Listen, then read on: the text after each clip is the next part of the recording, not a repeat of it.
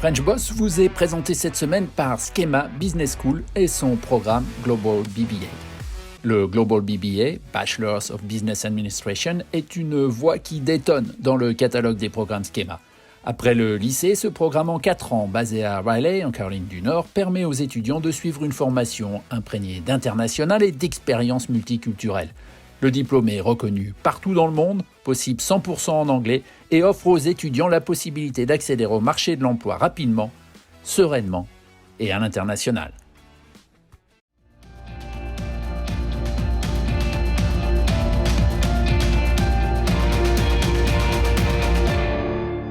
Bonjour à tous, on peut très bien avoir créé une société en France à la fin du siècle dernier et plus de 20 ans plus tard être considéré comme un entrepreneur français à l'étranger. La preuve, c'est qu'elle est aujourd'hui avec nous, French Boss de la semaine. Céline Imbeau, bonjour Céline. Bonjour Eric. Céline, merci d'être avec nous. On expliquera tout à l'heure un petit peu ce préambule un peu fumeux peut-être, mais pour l'heure, on va parler de la ville dans laquelle vous vous trouvez. Vous n'êtes pas à Miami, vous êtes un petit peu au nord de Miami, C'est ça. dans un endroit qui est merveilleux, qui s'appelle Palm Beach Garden. Alors, c'est merveilleux, c'est une chose, mais en quoi c'est lié et de quelle manière cet endroit où vous vivez a-t-il influé, a-t-il pesé sur votre vie professionnelle, Céline? Alors, aucune influence sur la vie professionnelle. En fait, c'est vraiment bon, c'est une longue histoire, mais j'ai déjà vécu en Floride juste après mes études. Et quand on a décidé avec mon mari de revenir ici il y a à peu près un peu plus de 15 ans, on a décidé de revenir là où on était avant. Et voilà, donc on est arrivé en fait à Jupiter, qui est encore un tout petit peu plus au nord que Palm Beach Gardens. Parce que les écoles étaient bien et que, enfin, elles sont toujours très bien d'ailleurs. Donc pour nos enfants, c'était le plus facile. Voilà, donc c'est pas du tout une décision stratégique professionnelle, mais plus une décision personnelle au niveau de la qualité de vie. Voilà. Céline, on va revenir sur ce préambule un petit peu obscur hein, que je me suis permis Mmh. de faire. Car effectivement, vous êtes un petit peu différente des entrepreneurs français qu'on reçoit à longueur d'année dans cette émission, dans la mesure où votre première société, vous l'avez créée en France à la Oui, fin du XXe siècle, donc en c'est ça. 1999. Mais ce qui n'empêche pas qu'à nos yeux, vous êtes quand même une entrepreneuse française là-bas, aux États-Unis, et vous allez nous expliquer pourquoi. Mmh. Bah, oui, effectivement. Donc moi, j'ai eu une première expérience dans le milieu de la traduction en 98 à peu près. Donc quand on a décidé de rentrer en France en 80, fin 98, je me suis dit bon ben autant essayer de faire la même chose. Donc j'ai créé effectivement cette société de traduction à Lyon en 99 et quelques années plus tard, donc à peu près, oui, c'était en 2008, on a vu qu'il y avait un potentiel quand même assez important aux États-Unis. Donc c'est là où on a décidé de déménager ici et de monter la structure aux États-Unis pour qu'on puisse développer au niveau parce que c'est vrai que faire du business aux États-Unis basé en France c'est jamais bien facile. Enfin en tout cas de notre expérience et pour nous enfin c'est ce qu'on a vécu. Voilà, donc on est venu s'installer ici et c'est là qu'on a vraiment commencé à développer en embauchant des personnes en local et en pouvant effectivement voir les clients et développer notre stratégie marketing ici. Ouais, parce Voilà. qu'à un moment, peut-être vous vous êtes rendu compte véritablement que ça ne pourrait pas suffire de rester en France. Le développement de votre activité passait à l'évidence par le fait de vous installer aux États-Unis. C'était une boîte de traduction qui, j'imagine, pratiquait beaucoup l'anglais. Oui, oui, tout à fait. Oui, oui. Bah, c'est sûr qu'on avait en France et même encore, hein, il y a la plupart des traductions sont à faire en anglais. Mais enfin bon, en tout cas de mon expérience, les clients américains, ils veulent être facturés par une société américaine, ils veulent parler à des Américains en tout cas des gens qui parlent très bien anglais, et ils veulent être assurés par le fait qu'il y a un minimum de proximité, même si effectivement la proximité aux États-Unis est pas la même qu'en France, mais en tout cas qu'on puisse, quand quand on avait des gros dossiers ou même des appels d'offres, des choses comme ça, qu'on puisse aller les voir sur place et qu'on ait vraiment une légitimité américaine, sachant qu'en plus, on a été certifié Women Owned, donc ça, c'est vraiment un énorme plus qu'on a, parce qu'on a réussi à avoir des contrats importants grâce à cette certification. Et ça, on peut l'avoir que si on est présent sur le sol américain. Voilà. Présent sur le sol américain, Céline, c'est une chose, mais je vous ai entendu employer le mot de société américaine. J'aimerais bien Mmh. qu'on décortique, qu'on détaille un peu ce passage d'une société française à une société américaine. Est-ce que c'est l'ouverture d'un bureau? Est-ce que c'est la création véritablement d'une toute nouvelle société? Si on pouvait un peu Ouais. revenir là-dessus, Céline. Bah, après, nous, ça c'est la façon dont nous on l'a faite. Bon, je sais pas si ça s'applique à tout le monde, mais en tout cas nous, ce qu'on a fait, c'est qu'on avait la structure en France, on a monté une structure américaine, donc vraiment une structure de A à Z, une corporation de Floride, hein, pour le coup. Et puis bon, plus tard, on a créé un bureau, enfin une société canadienne. Et en fait, avec tout ça, ce qu'on a fini par faire, c'est créer une holding américaine qui, elle, à qui appartiennent les trois autres entités. Donc, on a fait un apport de part, en fait, de la société française, la société américaine et la société canadienne, pour que maintenant, on ait tout sous la houlette d'une holding américaine qui est basée en Floride. Voilà. Ça a été notre choix et donc ce qui fait que effectivement on a donc trois structures qui facturent des clients. Donc la structure canadienne ne facture que des clients canadiens, américaine les clients américains et la structure française ne facture que les clients européens. Donc c'est peut-être un peu plus lourd parce qu'il y a trois systèmes de comptabilité à gérer, mais au final nos clients en tout cas s'y retrouvent un peu mieux à ce niveau-là. Alors, vous me dites un holding américain. Ça veut dire que la maison mère aujourd'hui, elle est aux États-Unis, Oui, alors qu'à l'origine, cette société américaine a été créée comme étant la petite sœur de la c'est société ça, française. exact. Il y a une inversion qui s'est opérée, un petit peu comme ça s'est opéré en France dans le milieu de l'audiovisuel entre M6 et RTL, Ouais. où RTL avait créé M6 et M6 a avalé Ben RTL. voilà. Alors, je ne sais pas si ça, mais c'est ça. Est-ce que j'ai bien compris, Céline? Bah, en gros, oui, c'est ça. C'est que effectivement, le ITC US est une émanation d'ITC France et au final, c'est une structure américaine qui chapeaute tout le groupe, quoi. Voilà. Mais bon, c'est aussi pour des facilités administratives et puis le fait que je sois présente ici, c'était beaucoup plus simple comme ça, quoi. Voilà. Céline, vous avez une phrase aussi, là, il y a quelques minutes. Vous disiez les Américains aiment bien travailler avec des sociétés américaines. Est-ce que dans leur manière de travailler au quotidien, même pour une boîte de traduction qui par définition est internationale, est-ce que les Américains font preuve de beaucoup de protectionnisme, justement? Alors, à plusieurs niveaux. Déjà au niveau je parlais de proximité. Alors, c'est pas forcément une proximité physique, évidemment, parce que le pays est tellement grand, mais c'est au niveau de tout ce qui est le côté administratif, comme je parlais des appels d'offres, etc. Là, il faut ils arrivent à s'y retrouver.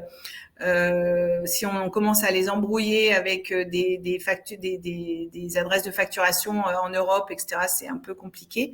Et puis nous, étant donné on gère pas mal de données confidentielles parce que par définition, on est amené à traduire des contrats très confidentiels, des documents internes très confidentiels, on travaille beaucoup dans le domaine pharmaceutique, des études cliniques, etc. Et là, une des premières questions qu'ils nous posent, c'est qu'ils ne veulent absolument pas que leurs données soient stockées sur des serveurs européens. Et inversement d'ailleurs, des clients européens qui nous disent qu'ils veulent absolument pas que leurs données soient stockées dans des serveurs américains. Donc déjà là, à ce niveau-là, on a dû faire très attention.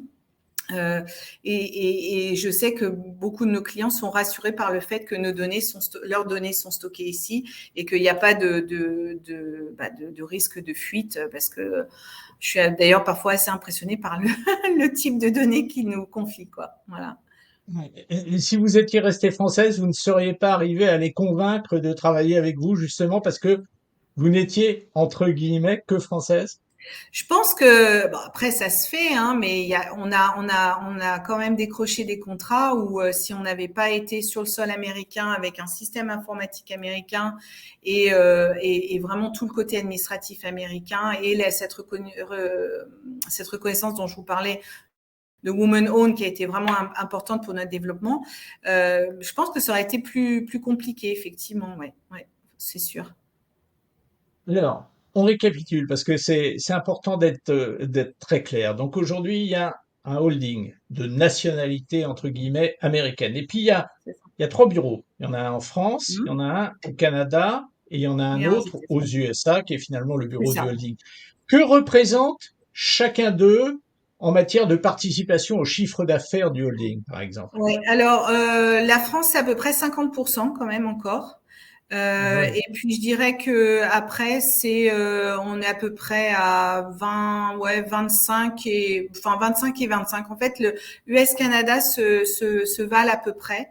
Voilà, donc on est quand même. Bah, je pense que historiquement, comme la société a été créée en France, on a un historique là-bas qui est quand même assez important. Et puis les États-Unis, c'est tellement grand que il y a beaucoup d'acteurs sur le marché, donc c'est vrai que ça prend du temps hein, de mettre son empreinte.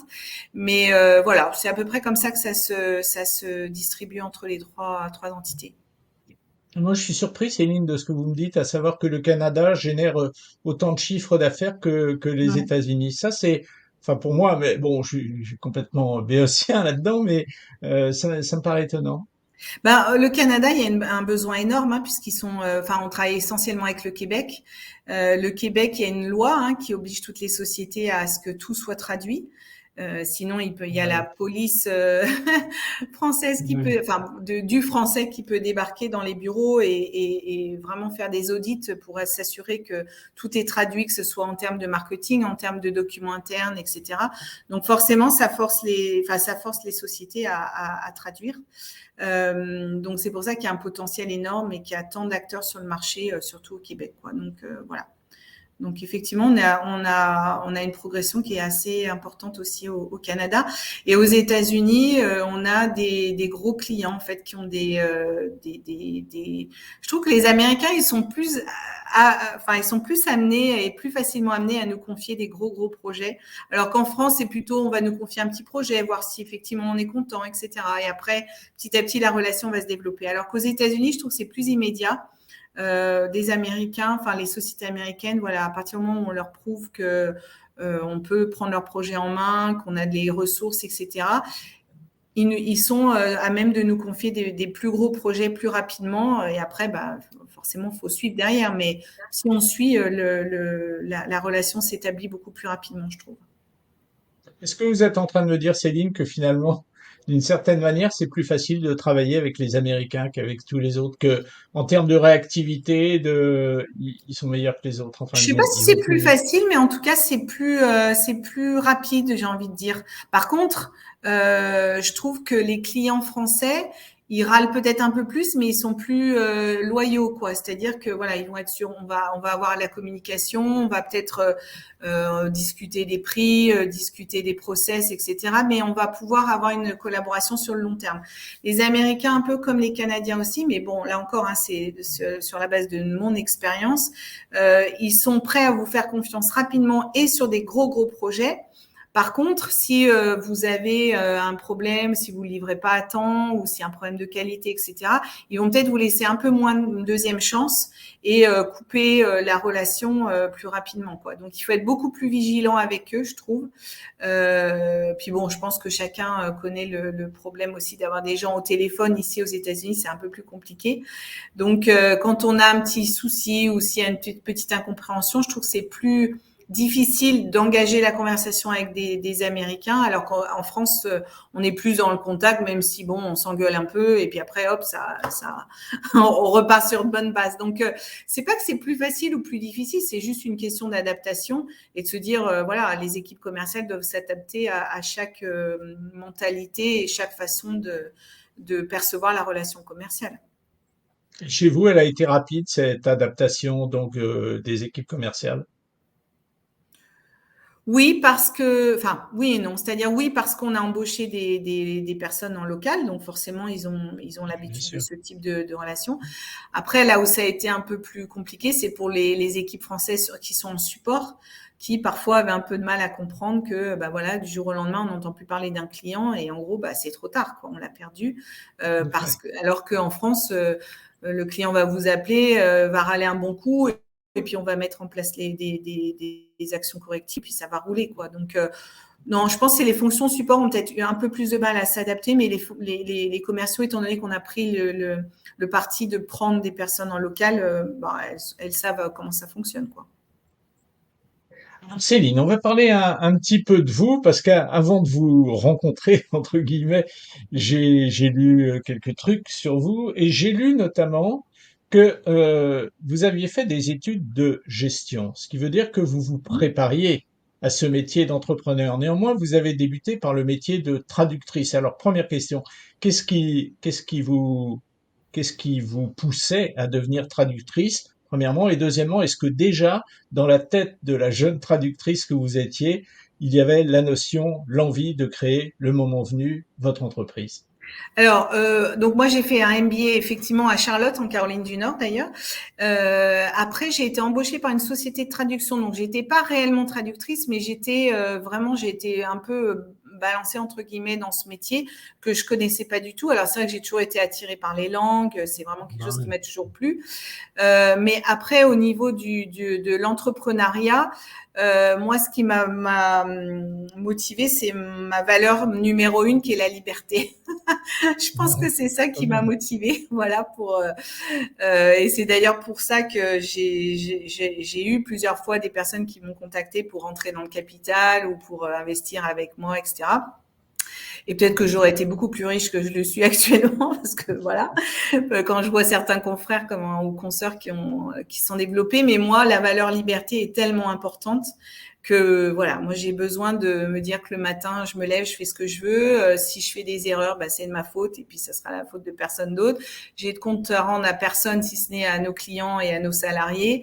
Et pour moi, c'est important. Donc ce côté entrepreneuriat, je pense qu'il vient vraiment de cette recherche de liberté, quoi. Voilà. Alors, on continue dans les lectures qui m'ont permis d'apprendre des choses sur vous. Et j'ai vu que vous aviez créé, alors je regarde ma fiche, hein, c'était en Mmh. 2020, il y a 2 ans, vous aviez créé une société qui s'appelait Gustave Audio C'est ça, Vidéo. Vous me Gustave, dites si ouais. je me trompe, hein. Non, non, vous avez Et- raison, vous avez raison.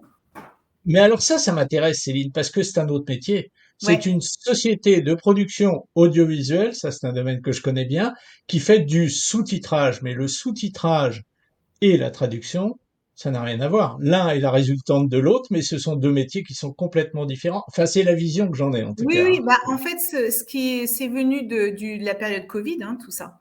C'est-à-dire Oui, que oui, d'un oui. seul coup, on s'est retrouvé avec des clients qui avaient l'habitude de rédiger des manuels ou au contraire de se déplacer, faire des conférences, des réunions, etc. Et puis d'un seul coup, ou des formations, par exemple, en présentiel, et puis d'un seul coup, bah, ils pouvaient plus. Par exemple, on a eu un gros contrat avec Amazon qui faisait toutes leurs formations en présentiel, puis d'un seul coup, ils pouvaient plus. Donc, ils ont été obligés de faire du e-learning, de développer énormément bah, tout ce qui est conférences en ligne, etc. Donc là, on s'est retrouvé avec plein de clients qui nous disaient, oh là là, ben là, on vient de faire la vidéo du CEO qui a fait qui s'est adressé à tous ses salariés. Il faut le traduire en 12 langues. Là, on se retrouve avec une formation qui avant était faite en présentiel par des locaux. Là, on peut plus. Donc là, il faut faire toute une étape de e-learning avec du sous-titrage, des voix off, etc. Voilà. Donc du coup, on a développé tous ces nouveaux services. Donc effectivement, de sous-titrage, de doublage, de transcription. Et en fait, le métier, finalement, ils sont complémentaires parce que c'est là qu'on a découvert qu'il y a des traducteurs qui font les traductions de notices, de contrats, de sites web, etc. Et puis, il y a des adaptateurs qui, eux, prennent effectivement des transcriptions et qui vont aller adapter la traduction, donc pas faire de la traduction littérale, entre guillemets, mais vont adapter leur traduction à un rythme de lecture, ou alors même en doublage, voire même de la voix, de la voix synchronisée, quoi. Donc là, par exemple, on est en train de doubler une série du flamand vers l'anglais, où là, pareil, c'est du doublage synchronisé. Donc, il faut qu'on trouve des acteurs, des voice talents, ça doit vous parler, qui vont aller synchroniser. Donc là, clairement, il faut absolument leur livrer une traduction qui soit adaptée au rythme de la vidéo. Donc, on a découvert tout ce pan-là de la communication finalement, et là, on voit qu'il y a une demande énorme, hein, clairement, parce que de plus ça va et plus les entreprises communiquent par vidéo. Alors, parmi les choses qui vous tiennent à cœur, je sais que il est important pour vous de contribuer à l'avenir de la profession. C'est un sentiment qui vous honore, si je puis dire. C'est important pour vous. La profession, elle est plus importante pour vous que votre vie et votre confort personnel et votre succès Bah, personnel. disons que non, je pense qu'on peut faire les deux en même temps. On peut faire les J'espère. deux en même temps, hein. Donc non, non, c'est vrai que c'est un métier qui se développe énormément au niveau technologie, hein. Je pense que tout le monde a entendu parler de la traduction automatique, de l'intelligence artificielle, etc. Donc moi, c'est vrai que j'ai rapidement pris le parti au lieu de me mettre vent debout contre toutes ces nouvelles technologies, ce que font encore quelques personnes, et c'est leur choix. Mais moi, je pense que on est tous complémentaires, c'est-à-dire que oui, la traduction automatique s'est énormément développée et s'est beaucoup améliorée. L'intelligence artificielle, effectivement, on voit bien que même dans l'audiovisuel, hein, la transcription automatique, même les sous-titrages automatiques. Enfin, il y a beaucoup d'automatisation qui se mettent en place. Mais pour autant, moi, je reste persuadée que l'humain a sa part à jouer, quoi. Enfin, les traducteurs. Parfois, on a des textes très poétiques, entre guillemets, à traduire, ou des textes très complexes, même des chirurgies, des choses qui sont quand même, où il y a un risque de vie ou de mort si la traduction est mal faite. Donc, oui, on peut s'aider des machines. Ça, moi, je suis totalement pour. Mais n'empêche qu'il y a quand même des cadres de projet où là, il faut qu'un humain fasse une vérification derrière ou passe derrière pour être sûr que la qualité est bonne, etc. Donc c'est pas l'un ou l'autre, c'est vraiment l'un et l'autre, quoi. Donc je pense qu'il faut mettre en avant les compétences humaines. Mais pas dénigrer le fait que bah oui, la technologie est là et plus ça va et plus elle va nous aider. Donc c'est en ce sens-là que moi j'ai toujours été à l'affût des nouvelles technologies, des nouveaux développements, et qu'on essaie de l'intégrer dans notre offre. Justement, vous me fournissez la transition vers la question que j'avais envie de vous poser en vous écoutant. L'évolution de ce métier qui a subi une accélération très forte au moment des crises, hein, dans les Mmh. crises sanitaires, vous en avez parlé, elle vous oblige, vous, à vous, non pas remettre en question, mais à progresser sans arrêt, à Tout le apprendre temps, toutes ces nouveautés qui se déroulent autour de vous. tout le temps, tout le temps. Vous êtes jamais tranquille, quoi. Bon, ouais, mais en même temps, moi, c'est ce qui m'anime, hein, parce que sinon, on s'ennuierait, je pense. Mais oui, oui, non, mais c'est sûr que le métier, même le métier de traducteur lui-même, ben, les jeunes qui sortent de l'école, c'est plus du tout, on les forme plus du tout pareil que même il y a 5 ans, enfin, parce qu'il faut qu'ils il faut qu'ils apprennent tous ces outils d'aide à la traduction automatique, etc. Donc, non, non, puis il y a l'automatisation qui joue un rôle de plus en plus important, de plus en plus. On a des clients qui nous disent, voilà, au lieu de vous envoyer des mails, nous, ce qu'on veut, c'est se loguer sur un portail, et puis hop, balancer nos contenus et puis vous nous les traduisez et c'est rebasculé sur notre site internet sans intervention humaine. Donc non, mais c'est sûr que nous, la part de notre équipe qui est au niveau ingénieur, au niveau recherche et développement, traduction automatique, elle grossit de plus en plus, quoi. C'est clair et net. Vous Mais c'est ça parliez qui est tout à chouette. l'heure de bah, bien sûr, évidemment, mais vous parliez tout à l'heure, c'est de la traduction automatique. Est-ce que vous Mmh. pensez, alors moi c'est une impression que j'ai l'impression que c'est encore très très imparfait. Est-ce qu'il y a encore beaucoup de progrès à faire dans ce domaine, Céline? Ah bah oui, il y a encore beaucoup de progrès, mais on est, enfin moi je suis bluffée par les résultats qu'on a.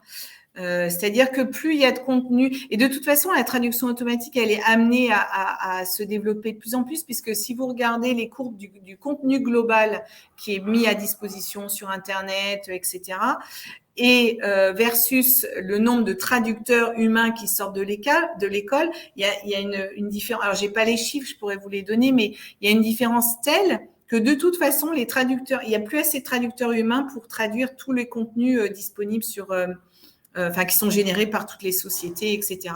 Donc, de toute façon, on va être obligé de faire avec ça. Donc oui, il y a encore plein de progrès à faire, mais moi, je suis bluffée par certains résultats que je vois, ou notamment les textes juridiques, par exemple, parce que c'est quand même des formules qui reviennent très souvent. Donc, on arrive à des résultats où les traducteurs, enfin ce qu'on appelle les post-éditeurs maintenant, donc c'est ceux qui corrigent la traduction automatique, corrigent peut-être que, je sais pas moi, 10% du texte, quoi. Hein, voilà.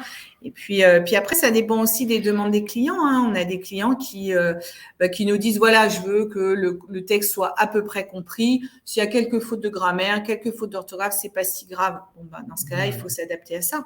Après, vous avez des marques de luxe ou des marques ou même pour une brochure ou un catalogue très luxueux, c'est sûr que là, une faute de frappe, c'est pas bon, quoi.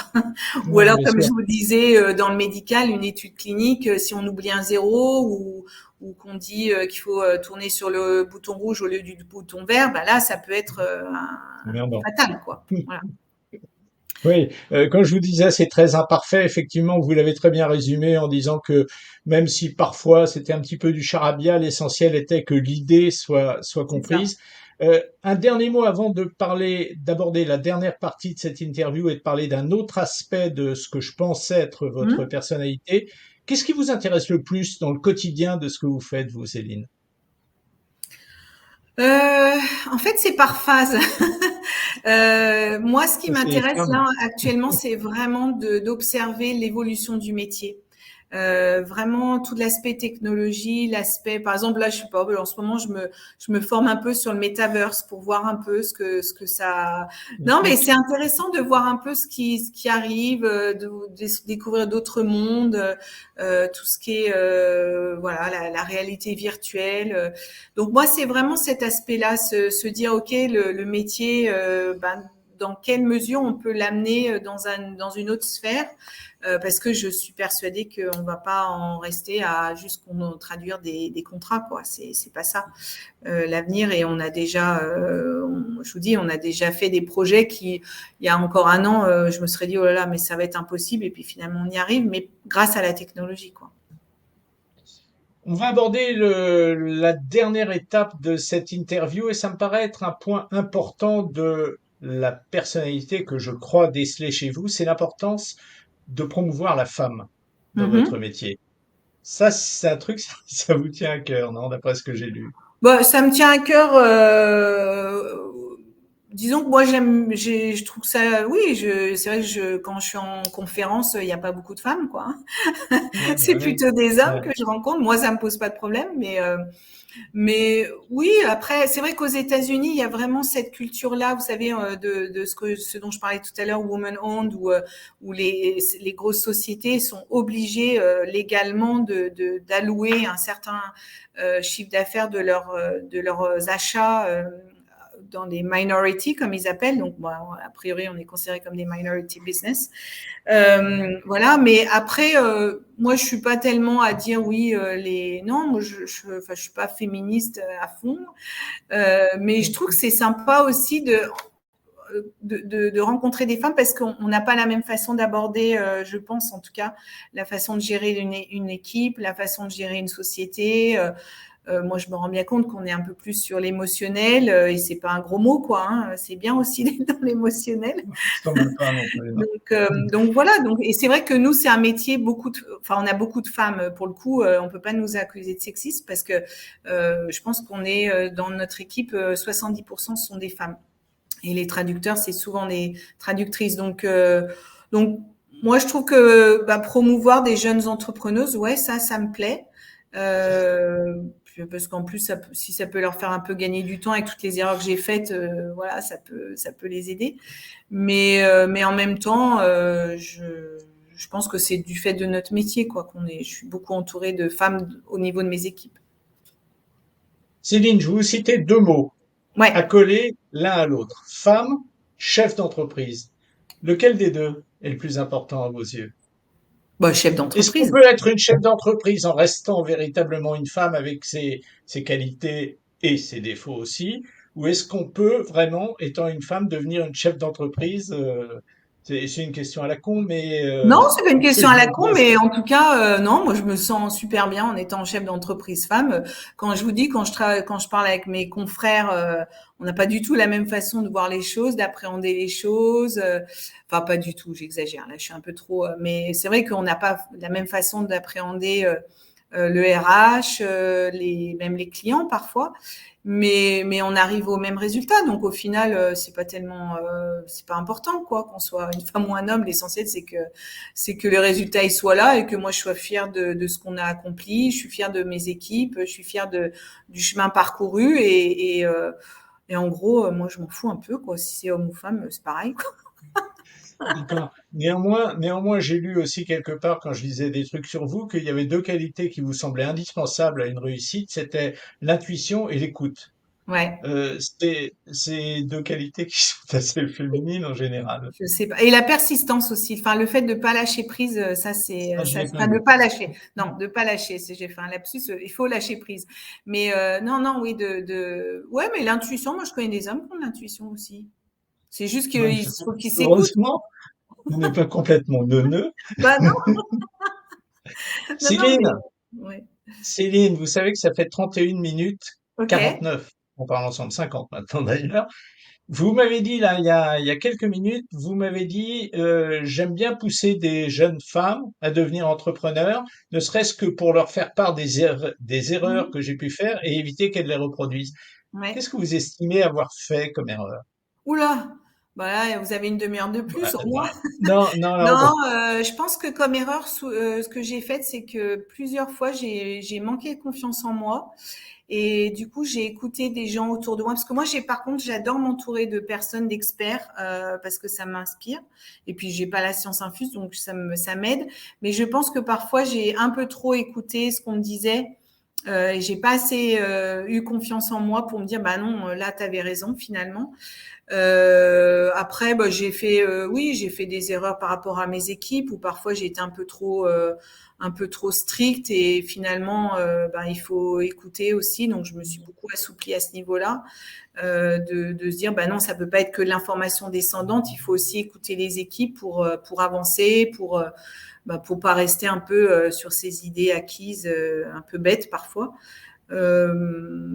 Voilà. Enfin, je sais pas. Là, ça fait deux bonnes erreurs que j'ai souvent faites. Et maintenant, j'essaie d'être plus vigilante, quoi. on va terminer avec des chiffres. Je vais pas vous demander des chiffres, des états financiers de vos Mmh. sociétés. C'est pas tellement le but parce que d'abord, ça a toujours un côté un peu abstrait qui peut être analysé d'une manière ou d'une autre. Mais en termes de gens que vous faites travailler, est-ce que vous pouvez me citer des chiffres et des chiffres qui quelque part vont dépeindre la croissance de votre Ouais. entreprise? Bah, donc je suis partie toute seule hein, en Ouais. 99. Là, on est rendu. Bon, après, je vais pas vous faire toutes les étapes, mais là, on est rendu à peu près une soixantaine d'employés. Et puis, on travaille avec à peu près 2500 freelance à travers le monde, donc des traducteurs, adaptateurs, post-éditeurs, etc. Voilà, donc ça, c'est où on en est rendu maintenant. Donc ça s'est fait progressivement, évidemment, hein, mais pareil, en recrutement, j'ai fait beaucoup d'erreurs. Donc voilà, ça vous donne une idée à peu près de l'ampleur de la tâche. À peu près même un petit peu plus que ça. Merci beaucoup, Céline Abo, d'avoir été avec nous aujourd'hui Merci, merci et bonne beaucoup. continuation. Bonne Bon, oui. continuation, mais ça a l'air d'aller. On n'est pas Bon, très ça va. inquiet pour vous, à vrai dire. Bon, l'essentiel, c'est d'être détaché de se dire, bon, bah, je fais de mon mieux. Et c'est ce que je dis à mes équipes. Écoutez, les gars, je fais de mon mieux. Je vais faire des erreurs. J'en ai fait. Mais sachez une chose, c'est que je fais de mon mieux à chaque fois. Et puis, bah, de toute façon, on est toujours critiqué, que ce soit par les clients, les équipes, notre entourage. Mais moi, voilà, ça, on avance. Merci beaucoup, Céline, Merci et à bonne vous. continuation. Merci.